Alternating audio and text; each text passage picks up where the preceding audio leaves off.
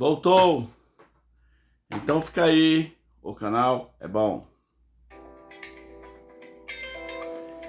Este aqui é o canal Rabi Lopes, canal de variedades com cosmovisão cristã.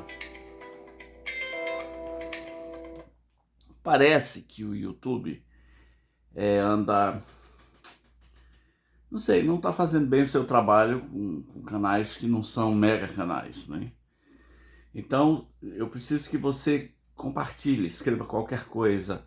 O vídeo é bom, o canal é bom, o vídeo é uma porcaria. Qualquer coisa que você escrever ajuda o canal. Se você compartilhar, não gostei, tem outra opinião, ok? Que você escrever aí, se você der um like, tudo isso ajuda o YouTube a entender que está havendo aqui uma interação. E aí ele ajuda a fazer crescer o canal.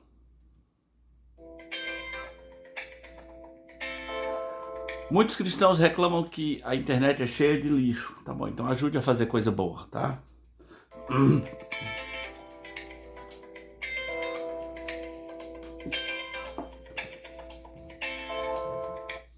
Então, vamos pro temão, né? Temão. A Bíblia diz em Hebreus capítulo 13, versículo 4: digno de honra seja o matrimônio. A pergunta é, mas qual matrimônio? E a resposta é, não há outro matrimônio senão aquele ensinado na Bíblia, do Gênesis ao Apocalipse. A figura final do casamento do cordeiro com a sua noiva, a noiva é feminina, o cordeiro é masculino, o único casamento que as escrituras reconhecem é o casamento como Deus criou lá no começo, né? Fez o homem, fez a mulher e os abençoou. Pronto. Então, o Novo Testamento chega com essa linguagem. Digno de honra seja o matrimônio. É uma coisa super honrada, super santa. Talvez é por isso que existe a expressão sagrado matrimônio. Mas como assim? Quer dizer que não tem, só tem o casamento hétero? Casamento hétero é redundância. Isso não é nem para existir. Casamento hétero é pleonasmo. Casamento já é hétero. Matrimônio hétero é pleonasmo. Aliás, você sabe qual é a origem da palavra matrimônio? Como chegou até nós, né? Matri quer dizer mãe. Mãe. E monium é um ritual. Então, o matrimônio é um ritual que diz que uma das duas partes é uma mãe e que por esse ritual ela está autorizada a se tornar mãe. É um matrimônio. E só há uma maneira que eu conheço disso ser possível, né? Um casamento onde uma das duas partes é mãe e nesse casamento está autorizada a se tornar mãe. Ok.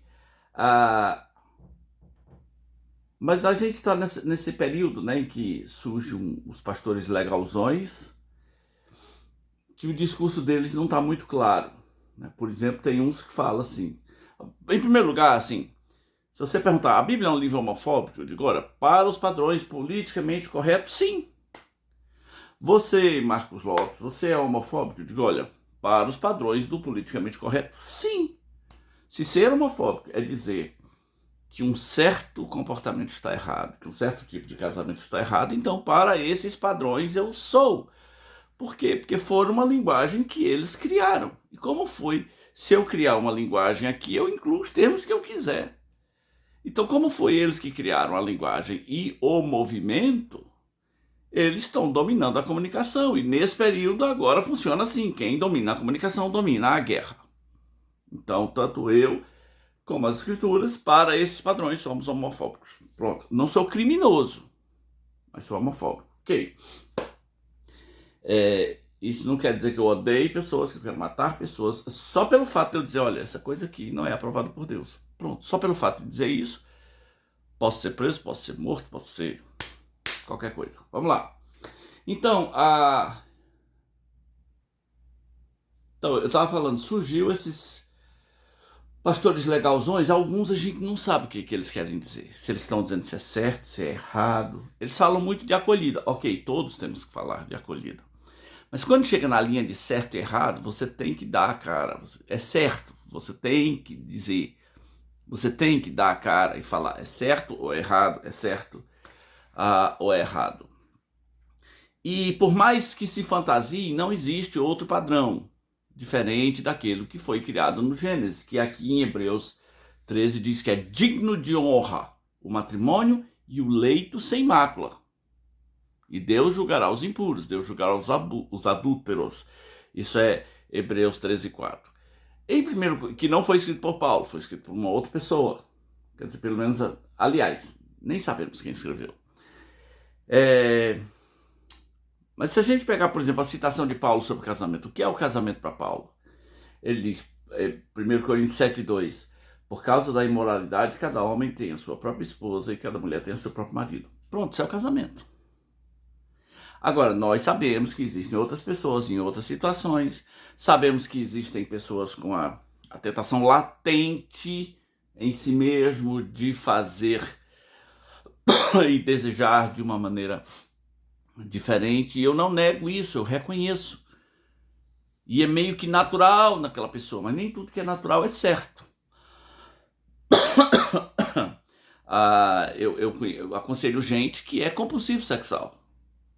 Não é homo, é hétero, mas é compulsivo sexual. Uma mulher compulsiva sexual, ela bota o marido para beber água, um marido só não satisfaz. Ela mata esse cara em poucos dias. Um só não satisfaz. Um marido compulsivo sexual, uma mulher só não satisfaz. Eu reconheço a compulsão latente, mas eu tenho que dizer, está errado, você tem que administrar isso na presença de Deus, é a sua dor, é a tua dor que vai te aproximar de Deus. Mas a gente está vendo o circo se fechando. Hoje se pergunta assim, gente, que hora que isso vai ser? Não é que vai ser normal. Acho que normal meio que já é, mas que hora que vai ser sacrossanto? Que hora que vai ser, assim, digno de honra? Os pastores legalzões, quando você pregar digno de honra seja o matrimônio, você está incluindo o matrimônio homossexual? Os pastores das igrejas gays que reconhecem que tem o digno de honra seja o matrimônio na Bíblia, você tem na Bíblia algum casal abençoado por Deus nessa linha? Porque nós temos os casamentos que Deus abençoa, Deus une, etc. Mas você não vai ter um exemplo de casamento, o homem na Escritura foi abençoado por Deus, digno de honra, reconhecido por Deus, etc, e etc, e etc. Então, aí a gente tem um problema. No momento, a humanidade vive uma tensão, a humanidade ocidental, né?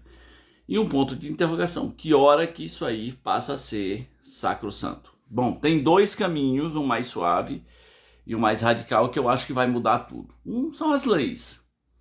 As leis ainda não são claras. Uma hora é, outra hora não é. Uma hora é contrato, outra hora é relação homoafetiva. Não sei, né? Com lei ou sem lei, as igrejas cristãs vão continuar com a Escritura e pronto. Mas existe um outro ponto que vai botar fogo no parquinho. É uma coisa tão forte quanto as leis para muitos cristãos, inclusive para muitos cristãos evangélicos, que é quando o Papa decidir. Quando o Papa empurrar o seu rebanho para outra direção. Porque eu estou falando que evangélicos serão afetados, porque o evangélico brasileiro, ele é mais católico do que ele imagina. Eu admiro católico de verdade, porque eu devo ter conhecido 5, se eu for otimista. Eu tenho 55 anos, eu devo ter conhecido 5 católico, que se confessa todo ano, que respeita os sacramentos, que reza o texto, que vai à novena, que usa o escapulário. Então, que conhece as decisões do conselho, conheci uns 5. E eu estou sendo bem otimista, né? Bem otimista mesmo. A maioria dos católicos brasileiros é fake. É meia boca. O cara fala, eu sou católico. Ele não tem o que dizer. Aí fala, sou católico. Eu acho que esse católico devia dizer, rapaz, eu não sou nada, e eu vou ter que procurar ser alguma coisa, porque nada, eu não sou católico, eu não sou. Se católico é ser isso, e fazer assim, assim, então eu não sou não, cara. Eu tenho que parar de mentir pra mim mesmo. Me disseram que eu era, mas eu não sou. Agora, já muitos evangélicos dizem que não são católicos e são, né? Porque se o Papa der uma ordem, eles obedecem. O Papa diz, celebra o Natal, ele celebra. É nesse dia aqui que eu mandei ele. Obrigado, senhor Papa. O Papa diz, tire a árvore de Natal no dia 6. Ele tira. Ele diz que é bonitinho, mas ele não tem coragem de deixar o ano inteiro. O Papa diz, visite os mortos no dia de final. Ele vai, visita. O Papa diz, não coma tal coisa na Páscoa. Ele vai, faz do mesmo jeito. O evangélico brasileiro é católico, ele só não sabe. É uma espécie de catolicismo de substituição. Mas vamos falar do negócio do Papa. Os católicos de verdade estão com medo do Papa Francisco. Falei. Então, o Papa Francisco, ele causa arrepios nos católicos raiz. O pessoal está com medo porque eles veem o Papa Francisco como progressista. Quando eu gravei o documentário aqui sobre os dois papas, né, mostrei que o livrinho de cabeceira dele era Paulo Freire, lá na Argentina. Progressista, Papa Francisco, Gregório. Progressista, é assim que eles veem o Papa Francisco. E tem um sínodo marcado para 2023 que os católicos de verdade estão tudo com medo. Por quê? Porque o politicamente correto e o progressismo vive de criar palavras novas. E a última palavra da vez é sinodalidade. Se você entrar no site da CNBB, você vai ver lá sinodalidade. Eu tenho até aqui um artigo deles, tá? Ok,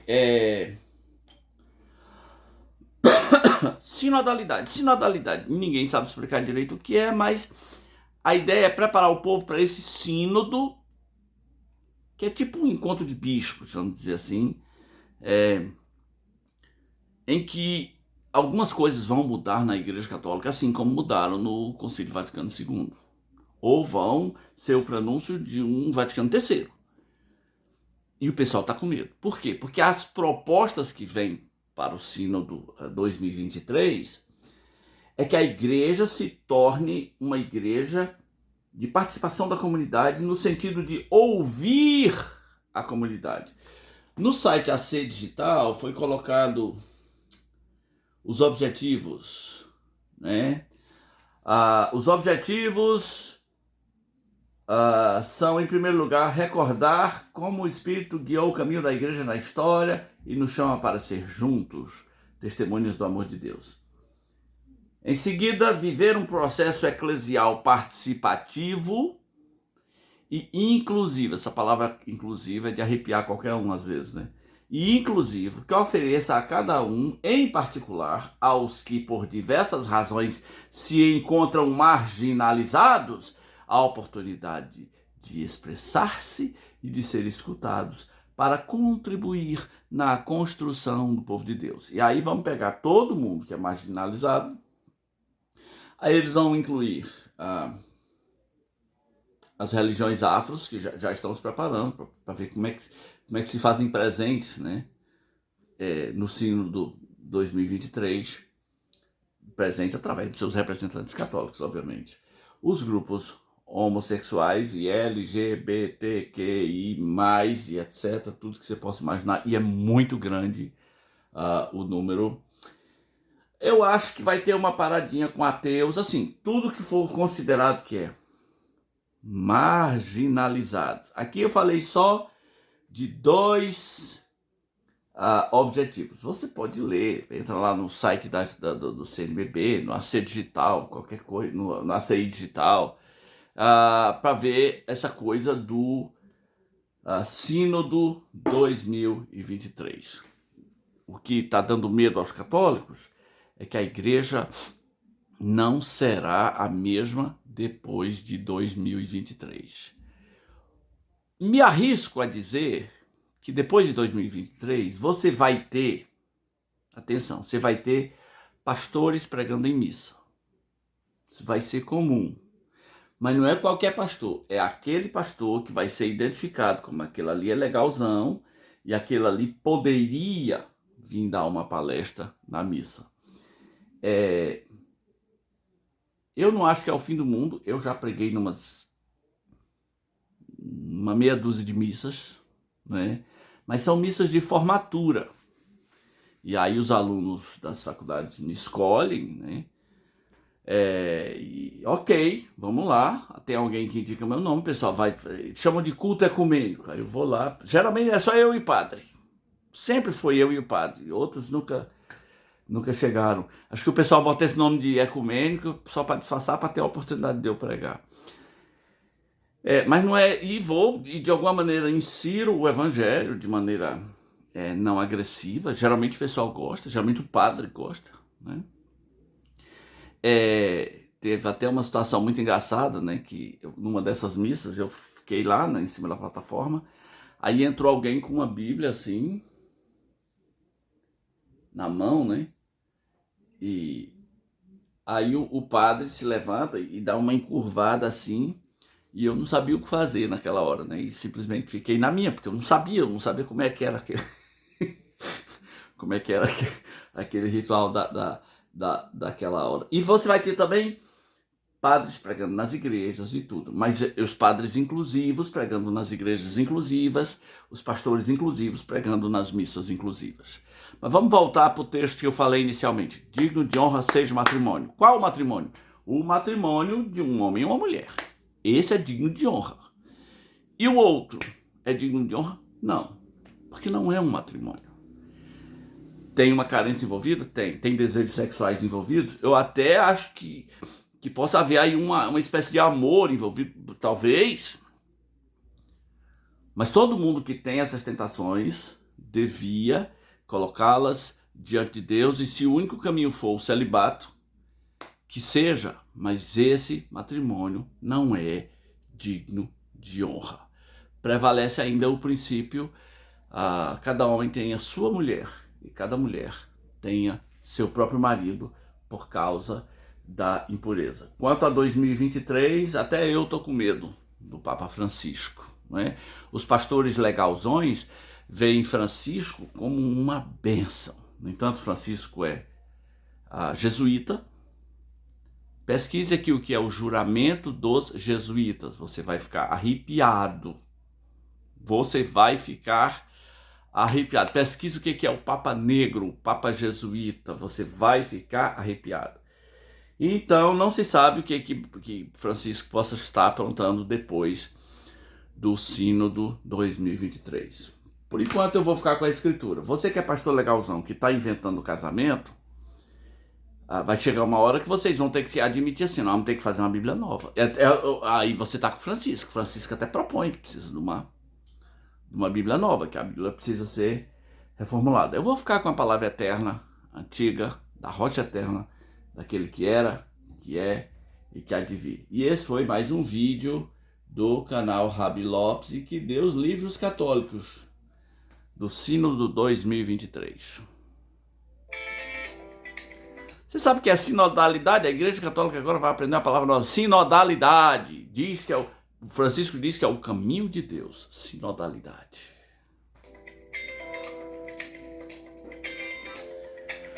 É isso. Se inscreve, dá o like, comenta, compartilhe. Digno de honra seja o matrimônio. Qual? Você sabe. Não finja que não sabe. Você sabe. Você sabe. Claro que sabe.